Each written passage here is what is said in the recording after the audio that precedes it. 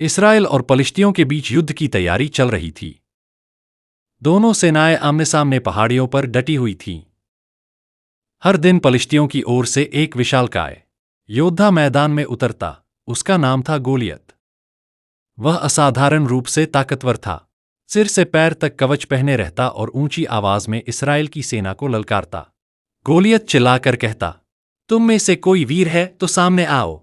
अगर वह मुझे हरा दे तो हम तुम्हारे दास बन जाएंगे, लेकिन अगर मैं उसे मार दूं तो तुम हमारे दास बनोगे।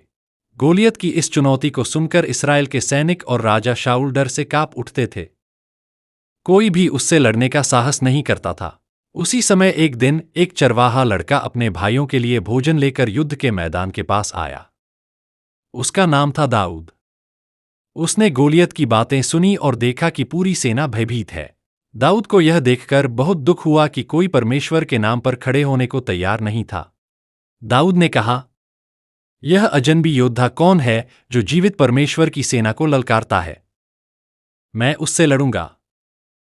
लोगों ने उसे रोकने की कोशिश की। तू तो एक छोटा सा लड़का है और वह बचपन से योद्धा है। लेकिन दाऊद ने विश्वास से उत्तर दिया, जब मैं भेड़ों की रखवाली करता था तब सिंह और भालू भी मुझ पर आए। परमेश्वर ने मुझे उनसे बचाया, वही मुझे इस गोलियत से भी बचाएगा। दाऊद को राजा शाऊल के सामने ले जाया गया। राजा ने उसे अपना भारी कवच पहनाया, लेकिन दाऊद उससे असहज महसूस करने लगा। उसने कवच उतार दिया और केवल अपनी लाठी, एक गोफन और नदी से चुने गए 5 चिकने पत्थर लेकर मैदान में उतर गया।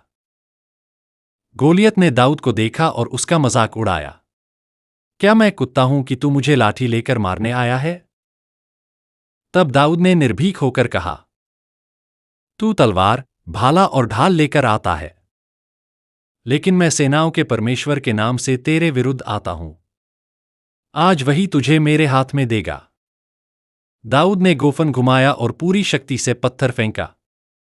वह पत्थर सीधा गोलियत के माथे पर लगा। गोलियत धरती पर गिर पड़ा। दाऊद ने उसकी ही तलवार से उसका अंत कर दिया। यह देखकर पलिश्ती सेना डरकर भाग गई और इसराइल ने विजय प्राप्त की। इस प्रकार एक छोटे से लड़के ने यह सिखाया कि शक्ति शरीर में नहीं, बल्कि परमेश्वर पर विश्वास में होती है। दाऊद की जीत विश्वास, साहस और आज्ञाकारिता की महान गवाही बन गई।